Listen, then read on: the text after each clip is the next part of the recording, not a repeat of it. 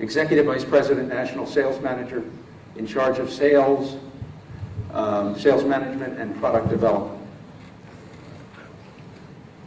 And basically, when I went to Brooks Financial Systems and I joined Bob Brooks, who was a friend of my brother Dennis. Dennis died at the age of 27 from diabetic complications, much too young. Left two small children, his son John, his daughter Jill. And so in 1982, I joined Bob Brooks, and basically we sold programmable calculators to banks, mortgage companies, and savings and loans nationwide. The sales on the company grew from $200,000 per annum to $3.5 million.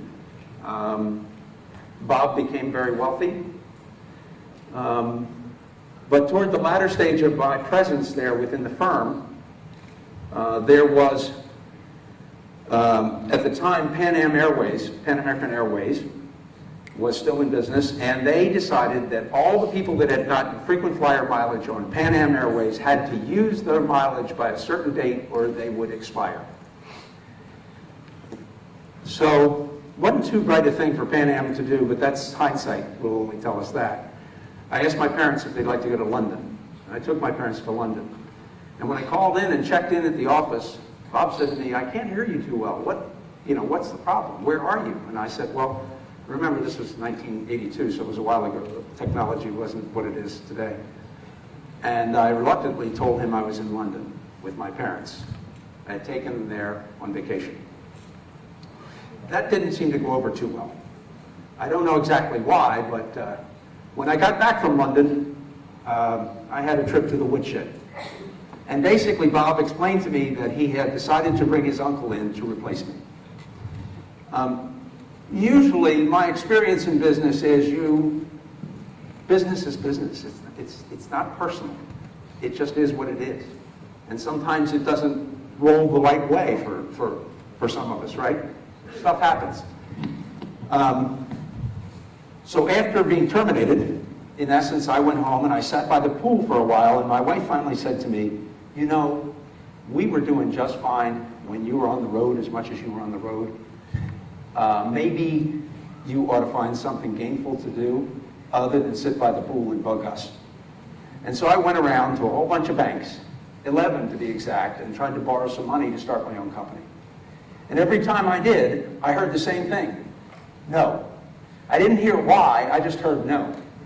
And so I sought out a friend of mine who said to me, "Why don't you give me the pitch? I've been a banker for the last 15 years, and I'll tell you what you're saying wrong." And so I did. I gave him the pitch, and he said, No. You don't talk about a line of credit. You talk about collateral. That's what banks want to hear, collateral. You don't talk about, and he schooled me on what I should say. And 2 days later, I went to another bank, the 12th bank, and the rest, as they say, is history. They loaned me $80,000, put a second mortgage on my home. Of the $80,000 they loaned me, only $30,000 was available on an immediate line of credit. The other $50,000 was in reserve. And that formed the basis of founding Gallagher Financial Systems, the company whose name you see at the bottom of this advertisement. We did all the APR calculations for the most complex mortgage instruments available at the time: GEMs, GPARMs, ARMs, balloons, FHA and VA, and so on and so forth. The equipment that we used was a programmable calculator manufactured by Sharp Corporation. It had 2 ports on the back, a parallel and serial port, so we could tie into a printer and print documents such as you see on the screen. Documents such as 1003, the truth in lending, good faith estimate, verifications of employment, deposit, mortgage, and rent. All the documents that are essential in originating a loan at the time. So what we did was we created the first portable technology for a loan officer to take into the field, well before laptops existed. And the chips that we used on the programmable calculator were actually EEPROMs that went into the top of the machine. First 256K, then 512, and then 1024. And that maxed the machine out. We couldn't go higher. We tied the machine into an Okidata printer and printed the documents from that. And another thing we pioneered was, this was one of our earlier ads. Obviously, a little truth is told in jest here because loan officers don't sit on the end of a diving board to take a nap, but I'm sure you get the point. And then we had one in the golf course on the putting green. Not too realistic, but it sure got the message across. People understood that we were a presence in the market that could deliver the kind of technology for portability that was so desirable at the time. And this is one of my favorite ads of all time of the history of the company. This is my now 25-year-old son, Brian, an aspiring professional golfer who called me the other day and said, "Dad, I just want you to know you were right." And I said, "What's that, Brian?" And he said, "These guys are really, really good out here. And it's not going to be quite as easy as you imagine." And is that surprising? No. They're playing for a whole lot of money. So you've really got to be good. You've got to be focused and whatever. Brian, at the time this picture was taken, I think was 3 or 5 or something. And the point of the ad was, when he's old enough to need a mortgage, you'll still need our software. I hope you like the ad as much as I do. There are 3 main credit repositories in the country. They are known as CBI, TRW, and TransUnion. They hold the credit information and the credit files for every one of us. And when you hear people talk about a triple merge, that means that all 3 repositories would be polled, the data would come back to the polling entity, and they would take that data and merge and purge and do what's called a deduping of the data, eliminating duplicates. What we did, and I should have patented this, frankly, but I didn't, is we took the data from the credit repositories, we parsed it, we delineated it, we separated it, and we placed it onto the 1003 application, the mortgage application you may have seen your parents fill out for a mortgage. Perhaps not lately, everybody's run for the hills on everything mortgage, but that's what we did. We pulled that data from credit, and we interfaced it and put it on the document without human intervention and without having to type any of the characters, none of the letters. That was very innovative at the time, and like I say, we should have patented it, but we didn't.